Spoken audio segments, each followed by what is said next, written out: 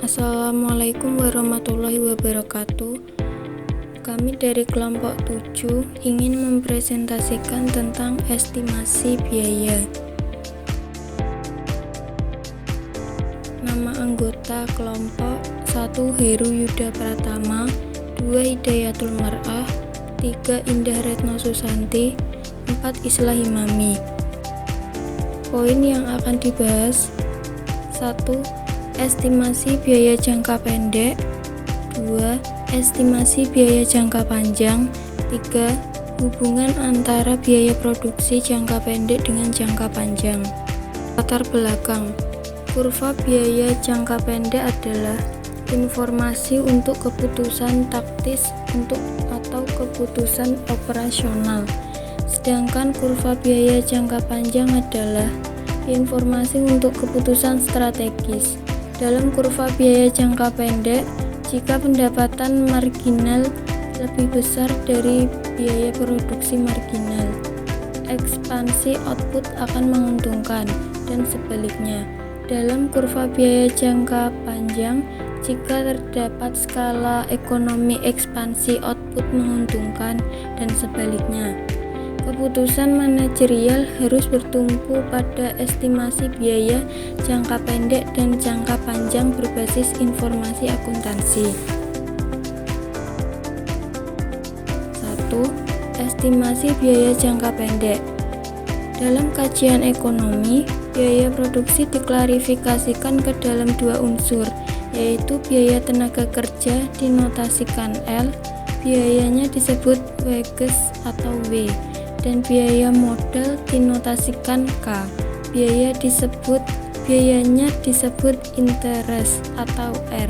Jika biaya produksi adalah WL plus RK, WL bersifat variabel dan RK bersifat tetap.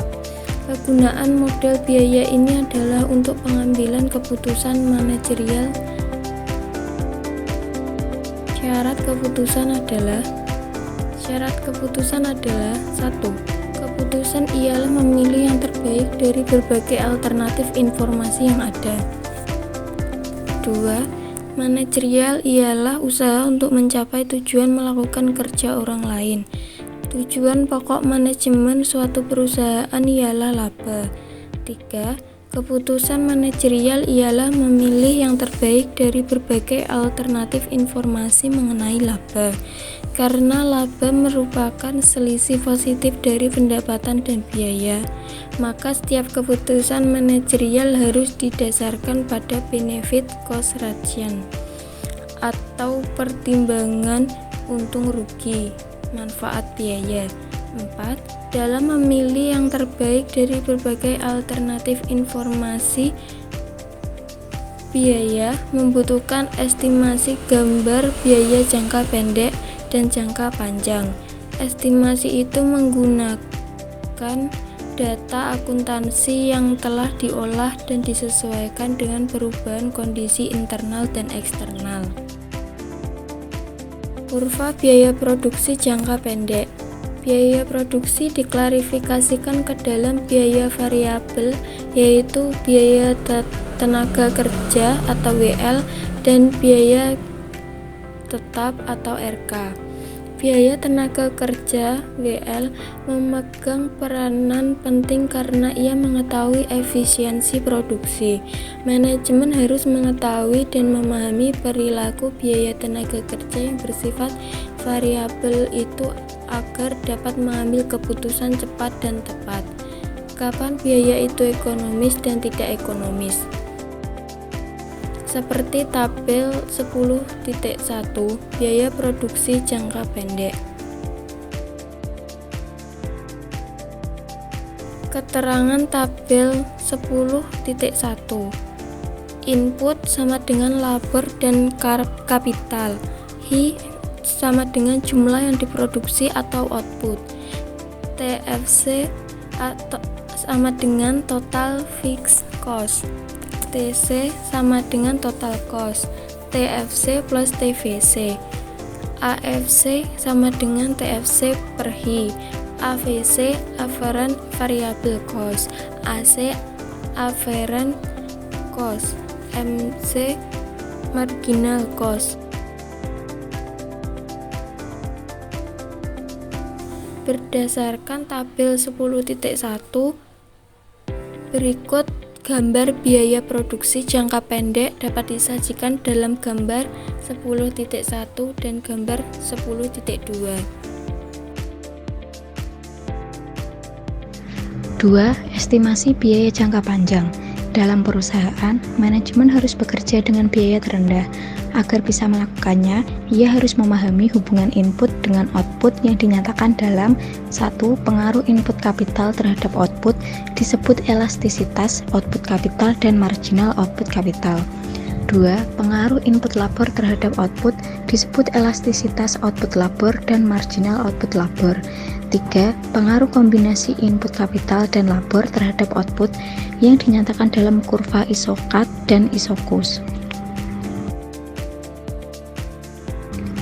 Dengan memahami hubungan input dengan output, manajemen dapat bekerja dengan kombinasi input terkecil untuk memperoleh output tertentu yang direncanakan. Proses yang demikian itu dapat dinyatakan dalam kurva keseimbangan produsen. Manajemen harus bekerja berdasar permintaan pasar. Jika permintaan naik, produksi ditambah, dan sebaliknya, jika permintaan turun, produksi dikurangi. Jika permintaan naik secara konstan, maka manajemen harus mengadakan ekspansi usaha. Proses itu bisa dipahami melalui kurva ekspansi usaha. Untuk menganalisis pengaruh input kapital dan labor dalam produksi jangka panjang, pada umumnya digunakan alat analisis teori Cobb-Douglas yang dirumuskan dengan persamaan sebagai berikut, di mana H sama dengan output, Y atau gamma yaitu indeks efisiensi, K kapital, A elastisitas output kapital, L labor, B elastisitas labor. Teknik perhitungannya adalah 1. Produk marginal labor atau MPL sama dengan B dalam kurung H per L. 2. Produk marginal kapital dalam kurung MPK sama dengan A dalam kurung H per K. 3. Marginal rate of technical substitution atau MRTS sama dengan dalam kurung B per A tutup kurung buka kurung K per L tutup kurung. 4. Indeks efisiensi produksi jangka panjang sama dengan Y atau gamma. 5. Elastisitas output labor sama dengan B. 6. Elastisitas output kapital sama dengan A. 7. Skala output atau return of scale diukur A plus B, di mana A jika hasilnya lebih dari 1 maka terjadi increasing return of scale, B jika hasilnya kurang dari 1 maka terjadi decreasing return of scale, C jika hasilnya sama dengan 1 maka terjadi constant return of scale. 8. Pendugaan fungsi produksi jangka panjang dilakukan dengan bantuan model Nirlov. Dalam produksi jangka panjang, seluruh input dinyatakan variabel, baik input modal maupun input tenaga kerja. Untuk mengetahui efisiensi produksi digunakan kurva Isokhat. ISO artinya sama, quan artinya quantity, dan Isokos. Konsep produksi jangka panjang dapat disajikan dalam gambar 10.3 di samping. Hakikatnya, manajemen harus berpikir krisis analitik terhadap data perusahaan yang dimilikinya, dan dari data tersebut dapat dijadikan alat untuk membuat rencana kerja melalui prediksi atau pendugaan berdasar data historis yang telah diolah secara ilmiah. Kurva Isokhan. Kurva Isokhan ialah kurva yang menggambarkan berbagai kombinasi input modal atau K dan input tenaga kerja atau L yang menghasilkan output yang besarnya sama. Input dinyatakan dalam kuantitas, misalnya input modal dalam jutaan rupiah, dan input labor dinyatakan jumlah labor atau jam kerja labor atau direct labor hour. Kurva Isokhan dapat disajikan dalam tabel 10.2 di samping. Biaya produksi jangka panjang. Proses produksi jangka panjang, semua input adalah variabel atau variable cost. Tidak ada fixed cost. Biaya produksi jangka panjang diperlukan oleh manajer untuk menentukan skala produksi. Manajer harus mengetahui biaya produksi minimum pada setiap tingkat output tertentu. Biaya produksi jangka panjang diturunkan dari perluasan jangka panjang atau long run expansion. Contoh, PT ABC memiliki tarif upah atau W per unit output Rp5 dan tarif biaya kapital atau R Rp10. Dalam jangka panjang, ia akan mengadakan ekspansi produksi dari 100 periode 1 sampai dengan 1000 unit periode 10. Tabel 9.17 menyajikan perhitungan LTC atau long total cost, LAC atau long average cost, dan LMC atau long marginal cost. LTC adalah (WL plus RK), LAC adalah LTC dibagi H, dan LMC adalah perubahan LTC dibagi perubahan H atau (ALTC dibagi AH. Seperti yang bisa dilihat pada tabel di bawah ini. Keterangan tabel 10.5 sama LTC sama dengan (WL plus RK), LAC sama dengan (LTC dibagi H), LMC sama dengan delta LTC dibagi delta H. Dari tabel 10.5 dapat disajikan gambar 10.4 seperti gambar di atas, atau kurva LMC dan LAC. Kegunaan utama biaya produksi jangka panjang ialah untuk mengetahui apakah pabrik bekerja pada skala yang ekonomis atau economies of scale atau tidak diseconomies of scale. Skala produksi ekonomis ialah peningkatan output yang menurunkan biaya rata-rata jangka panjang atau long average cost atau LAC. Dan sebaliknya, skala produksi tidak ekonomi ialah peningkatan output yang meningkatkan biaya rata-rata jangka panjang. Kerangka berpikir biaya produksi jangka panjang disajikan dalam gambar 10.5 dan perluasan produksi jangka panjang disajikan dalam gambar 10.6. Jika perusahaan memproduksi multi-produk secara bersamaan, manajer harus mengetahui biaya produksi bersama total atau joint total production cost. Dalam lingkup yang ekonomis atau economies of scale, economies of scale ialah peningkatan multi output yang menurunkan biaya bersama rata-rata, dan economies of scale ialah peningkatan multi output yang meningkatkan biaya bersama rata-rata. Lingkup usaha ekonomis dan tidak ekonomis. Dalam praktek, yang menentukan lingkup usaha ekonomis dan tidak ekonomis adalah kemampuan sumber daya manusia dan perkembangan ilmu dan teknologi atau iptek. Ilmu direalisasikan dalam metode kerja dan teknologi direalisasikan dalam alat kerja. Kedua itu digerakkan oleh kemampuan SDM yang menggunakan metode kerja dan alat kerja secara efektif dan efisien. Dengan demikian, efektivitas dan efisiensi adalah perilaku manusia, bukan kecanggihan ilmu dan teknologi. Di samping itu, kecanggihan iptek tidak sebagai dasar untuk meningkatkan permintaan. Manajemen harus memilih iptek yang cocok dengan situasi permintaan output atau permintaan pasar. Jika permintaan kecil, maka iptek harus sederhana, dan jika permintaan besar dan tumbuh terus-menerus, maka iptek harus canggih. Manajemen harus hati-hati dalam menggunakan iptek. Makin tinggi iptek, makin tinggi biaya tetap, dan itu berarti makin tinggi tingkat leverage operasi atau degree of operating leverage, yaitu contribution margin dibagi operating profit, yang akan bermuara pada makin tinggi tingkat resiko operasi. Ketiga, hubungan antara biaya produksi jangka pendek dengan jangka panjang. Dalam pembuatan perencanaan biaya produksi jangka panjang harus didasarkan pada data biaya produksi jangka pendek.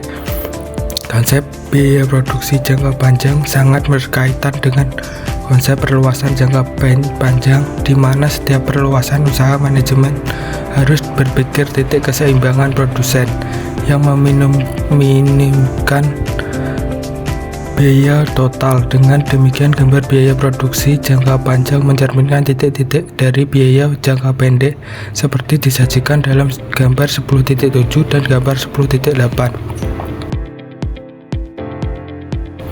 Keterangan gambar 10.7: 1x1 sama dengan SAC lebih besar dari LAC atau STC lebih besar dari LTC. 2x2 LMC sama dengan SMC atau LAC sama dengan SAC atau LTC sama dengan STC. 3x3 SAC lebih besar dari LAC atau STC lebih besar dari LTC, atau produksi jangka pendek yang paling ekonomis karena SMC bertemu dengan titik terendah SAC. 4x4 LMC bertemu titik terendah LAC. Pada titik ini biaya rata-rata paling ekonomis. 5. Jangan memproduksi pada X dan X, baik jangka pendek maupun jangka panjang, karena tidak ekonomis. Keterangan gambar 10.8: 1. Skala ekonomis sama dengan AC cenderung turun terus sampai pada titik terendah karena ada tambahan output, yaitu pada 330 Ki.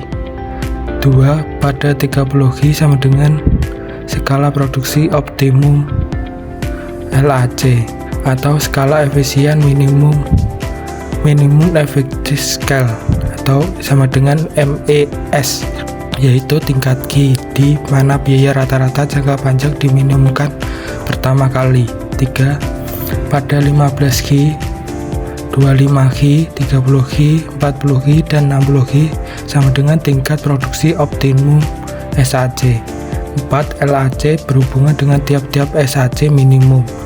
5. Terdapat 5 SAC dan 5 SMC yang merupakan gambar biaya jangka pendek. 6. Gambar LAC merupakan biaya rata-rata jangka panjang sepanjang jalur perluasan output dari 15 Ki sampai 60 Ki. 7. LMC merupakan gambar marginal jangka panjang jalur perluasan output atau industri dari 15 Ki sampai dengan 60 Ki, yang merupakan perluasan biaya marginal jangka pendek yang bersesuaian dengan biaya rata-rata jangka pendek perluasan berikutnya. Kurva belajar. Efisiensi juga dapat ditingkatkan melalui kurva belajar atau learning curve, atau kurva pengalaman atau experience curve. Makin banyak pengalaman, makin efektif dan efisien pekerjaan dilakukan. Untuk mengetahui apakah labor makin efektif dan efisien kerjanya dengan pengalaman yang dimiliki, data tabel 10.6 dapat membantu menjelaskan.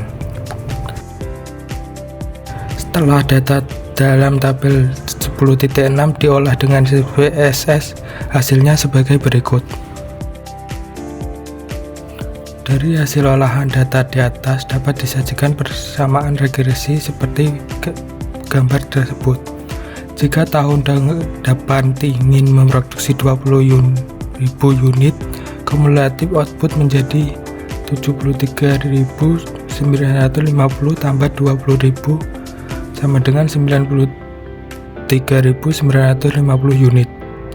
Tingkat produktivitas labor tahun depan sama dengan Ki/1 sama dengan 0,037 lingkum sama dengan 0,037 dalam kurung 93.950 untuk kurung 0,7 sama dengan 0,037 dalam buka kurung 3.000 27,107 sama dengan 112 jam bekerja. Kesimpulan, jika tahun depan manajemen tetap menggunakan tenaga kerja seperti tahun ini, yaitu 998 jam kerja, maka manajemen tidak profesional. Sekian presentasi dari kelompok kami. Apabila ada salah kata atau kurang lebihnya, mohon maaf.